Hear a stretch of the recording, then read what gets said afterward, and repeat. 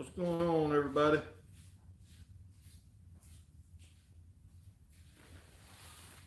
We got a different sort of thing going on today. We were so busy Saturday we didn't get to pre-record our podcast. So I was like, screw it, we'll just go live and for one time and test it. But so here we are. Yep. Wanted to keep it on the same day as normal, so we did. We're just a little bit later. Normally it comes out Tuesday morning. This is Tuesday evening.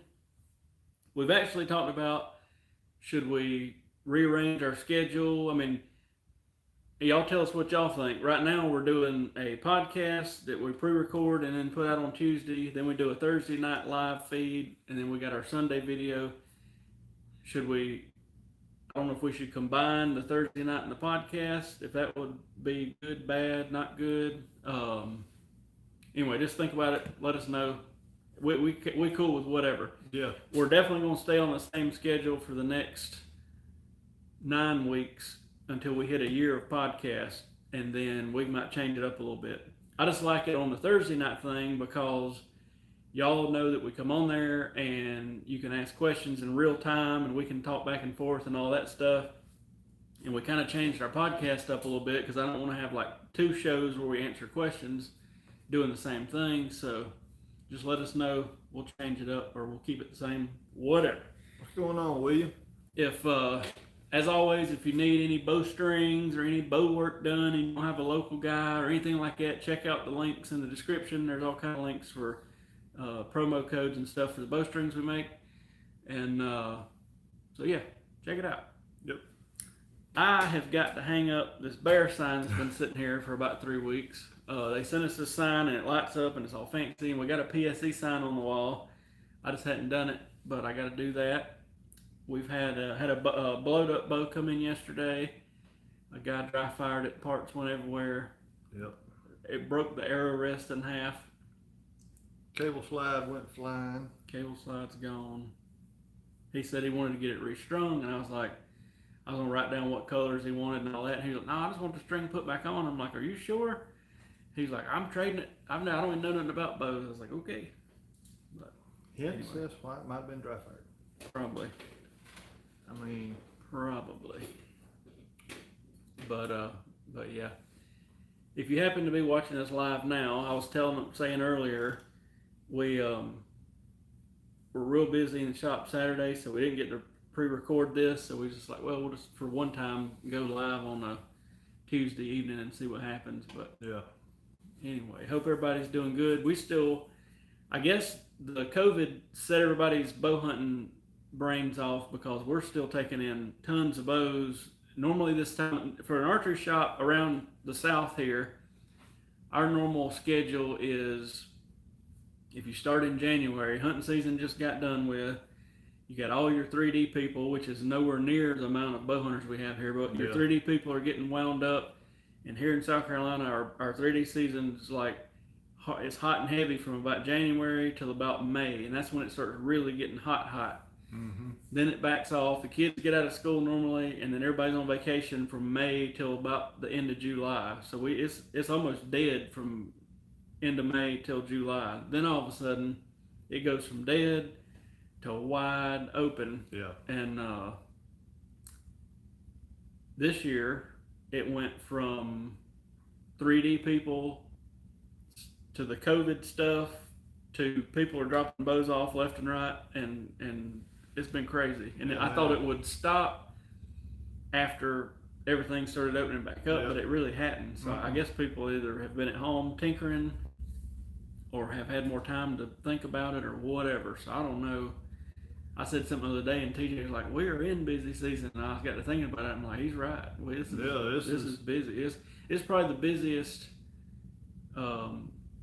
past 2 months we've had ever. I mean, it's not saying the COVID was a good thing, but it's been wild. What's going on, Jeff? It has been wild. It has. I mean, it's because I know y'all went to the beach for y'all's anniversary this past year. That was middle of March. Like literally the week before is when all the COVID stuff was coming out. Because when we were at the beach, my mama was calling me and was like, "Oh Lord, there's no toilet paper," Yeah. freaking out, and I was like, "Yeah, we're gonna be fine, don't worry." And Because I remember, because y'all always go to beach for your anniversary. So that time last year, I remember coming in that Saturday, and pretty much we had no string orders, we had no bows in to be worked on, and I pretty much twiddled my thumb most of the day, which I did try to clean up the shop a little bit and try to get stuff straightened up. But I mean, we were dead all the way till probably middle of July. I mean, it was. that's sort of the norm because like once the kids normally get out of school, everybody's got their beach around here, got their beach and mountain vacations planned. So it's like a good month of everybody running around, and it's real hot, and people just don't think too much about hunting yet. But we got a weird day today here. Last week we are in the 90s. Today was in like the 60s and low 70s. I don't know. It's something else. Yeah. It is something else. What's going on, Perry? He says it's actually kind of cool enough to go hang a deer stand. I agree with him. I wish it'd stay like it's a couple more days, but I think by the weekend it's back about 90. I think tomorrow is still kind of like this, but after that it starts going back up. Yeah. So. But yeah, if you just tuned in and you're watching us live, we normally pre-record our podcast, but it was crazy busy Saturday, so we didn't get to. So we was just like, well, we'll just pop up live and see what happens to keep it on the same day. But I hadn't seen the crossbow interest yet this year that we had last year. I hadn't either. And I'm sure it's coming. I think those people are more the last minute people, but I hadn't seen a whole lot of crossbow shoppers.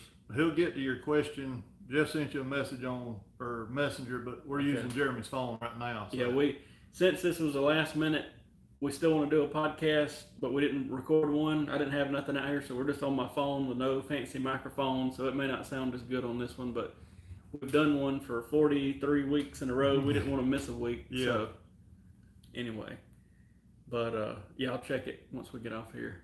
What's going on, Chris? But yeah, we had the one guy come in, and well, we had a couple guys come in looking at crossbows, and one guy said he was coming back like the next day or something, and I remember him, he never come back. So wasn't he selling his bow or something? Yeah, he had a bow that he wanted to restring, and then he seen a crossbow, and he's like, "Man, that's what I really want." And I'm like, I said, dude, those are like $400 for that one you're looking at. I said, you're fixing to drop 300 in this bow. Why don't you just try to sell this bow and come up with extra $100 and get a brand new crossbow? Yeah. I don't know if he sold the bow or what. There's no telling. No telling. I'd love to get a good broadhead test together soon. I've had several people send me messages on Facebook about it. And we got that, somebody dropped us off a big bag of random broadheads. The only thing about them, I don't know if they're new. You know what I mean? Like, if we were going to do a super duper reality test, I'd want to like take it out of the package and check it. But we can still play with those and see what happens. There's one still in the pack back there. Right. I think there's a ram cat of some sort, a hypodermic. I don't know. I can't remember if he said that he's used them or if not, but he handed me a big sack that morning and said, here's some broadheads. Let's see. What's going on, Muddy Duck? And Jeff said he's going to be sending us an Annihilator head. That'd be cool. And he also said he loves his Excalibur.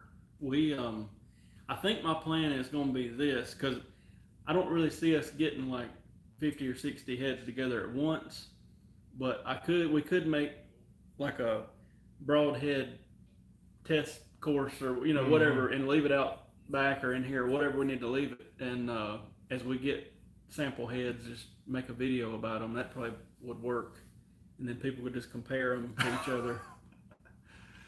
Muddy Ducks wants me to take the broadhead and shave your legs with it and see how sharp they are.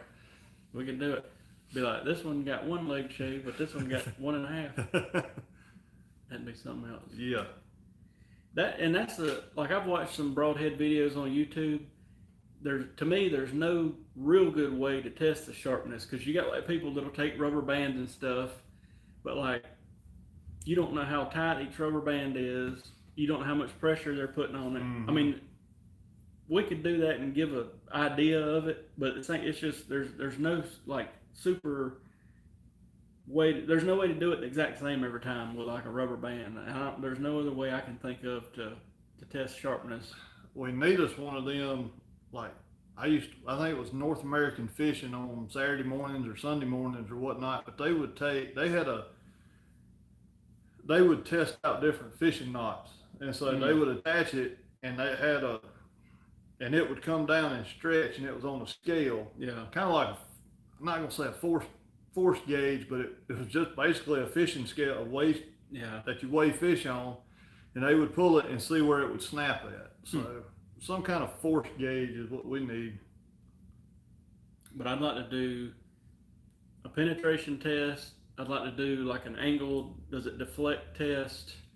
I'd like to shoot it into either like a cinder block or a barrel test, see what happens to it.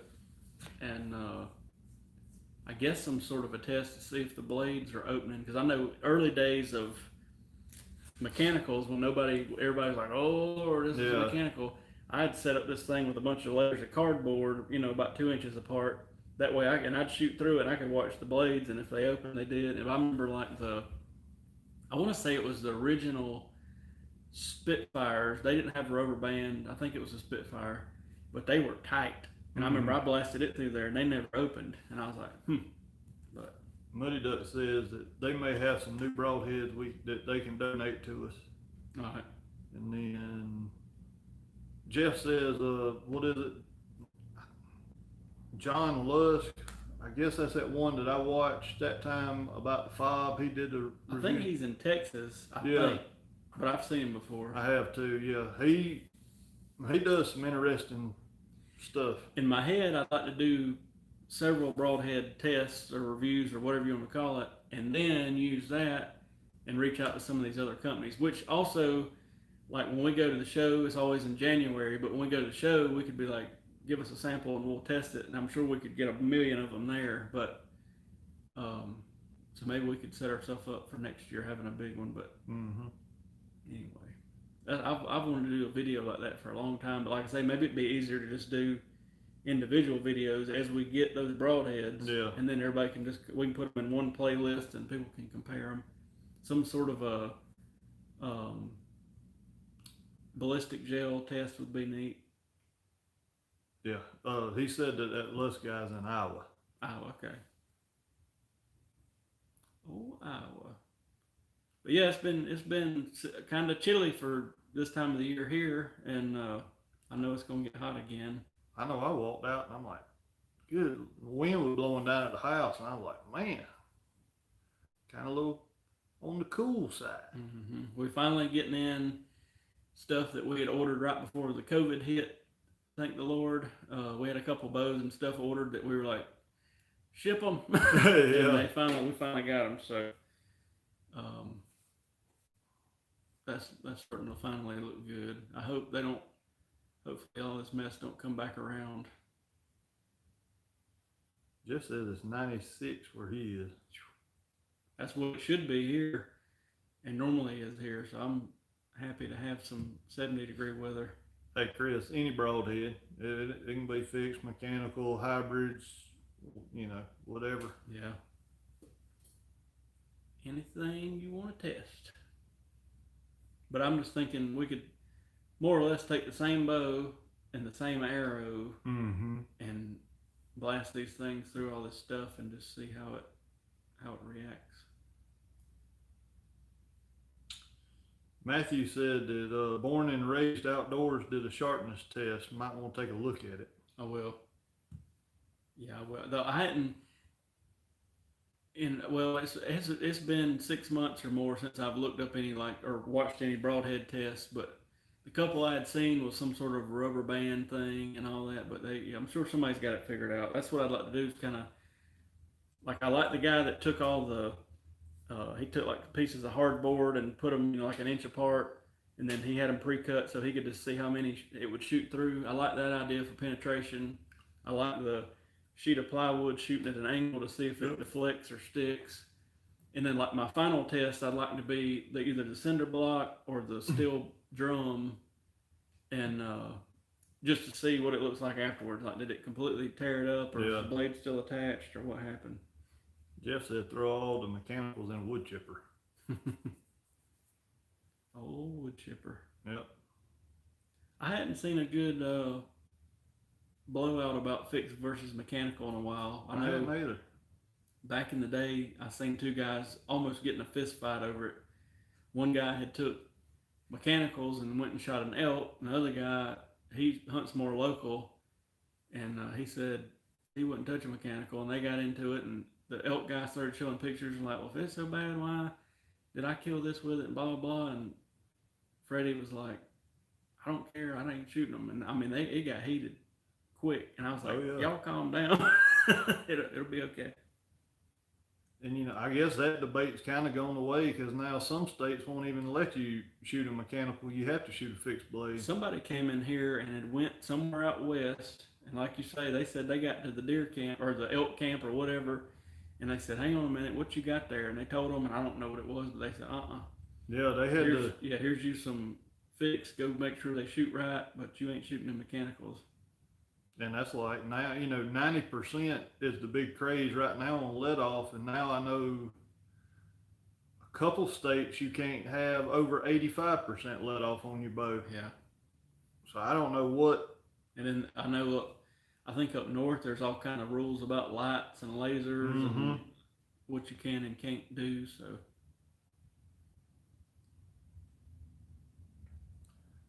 Jeff said he bought 5 different mechanicals and tested them himself. Yeah. The as far as a mechanical, about the only one that I've never had trouble with is that Grim Reaper.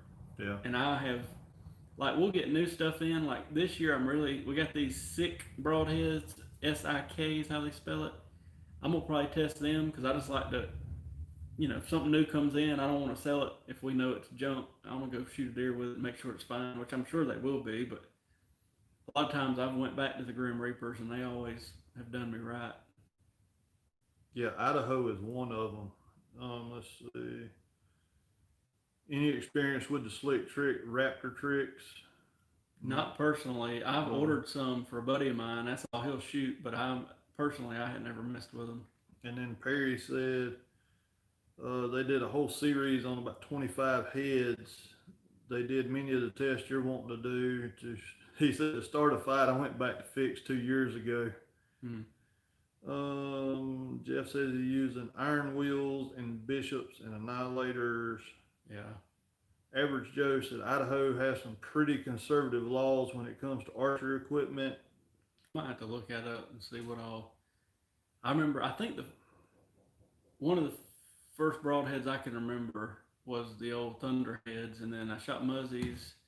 I went from Thunderheads to Muzzy had a 75 grain head, and I shot a lightweight arrow with that 75 grain head in the speed years, and I mean both did fine. And then Dwight kind of pushed those Steel Forces for a while. I shot them a couple 2 years, and then I shot the Wasp, and then who knows what else. But Jeff said the sick F3 looks neat. Just it's only 100 grain head. yeah, we got some somewhere over there. Yeah.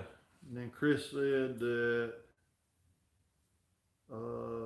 Let's see. He said he's got a pack of Rage Tripans that we can use.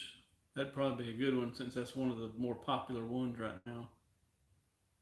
Yeah. I'd like to get all the basics out of the way, the Muzzies, the Montec, the stuff a lot of people have been shooting for a while, and then maybe get into some of this newer stuff. Mm-hmm. But we'll get it done sometime or another somehow. I think we counted 14 bows waiting to get restrung now. People just keep on. I remember we got caught up, and I was like, time to breathe for a couple of days, and then here they come again. I was like, man, I ain't complaining. It's just trying to keep up with all of them. But anyway. But yeah, if you just tuned in or we didn't watch from the start, we didn't pre-record our podcast like we normally do because we were crazy busy in the shop. So we just figured we'd pop up live for a few minutes to not miss a Tuesday. We'll be back Thursday night like we normally are. And next week we'll have our regular podcast going again. But Maybe Duck says boyfriend says he has a Grim Reaper for you that you won't like. okay. I know they got a fixed blade out and They've got a bunch hybrid. They got a bunch of different variations now. Yeah. What I normally go with is the original razor cut, and then I know some people shoot that whitetail special 2-inch cut. I've shot them, and I've shot just about all the mechanicals they got. And then there's the fatal steel and the hybrid and all this stuff. But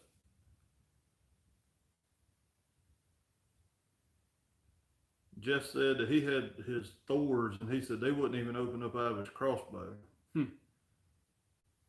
Or Thorn. Thorn, yeah. And that'd be another test. I'm not much of a crossbow type guy, but to take some of these crossbow heads and shoot them out of a crossbow and see how they do flight wise and all the other tests. Average Joe says a single bevel versus a dual bevel would be interesting comparison. I agree. That's been the thing. Everybody's starting to go to a bevel head, a single bevel and a double bevel. If I can talk. I don't know. Whatever test we come up with, I just like it to be a fair, like I say, the same bow, the same arrow, the same everything. Just make sure it's right down the middle. Nothing changes. But we'll figure it out if we can ever find time. Yeah, that's the big thing. Trying to think of stuff that's happened in the shop. Nothing too crazy has happened the past week.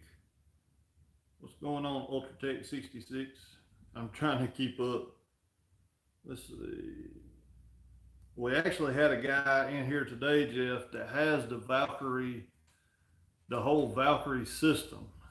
He had some Victory VAPs set up with them, and he ordered a prime from. We got him a prime, and after doing some of the comparisons, he wanted to go with some X impacts, and I said, well, tell me what all you've got, and I said I'll run some numbers, and it ended up the errors he had would work out of the setup, but he said the Valkyrie, you can, if you use the Valkyrie like front of center system, I guess it is, you have to use their broadheads, and he's wanting to try something else. So, but yeah, he said he had the system.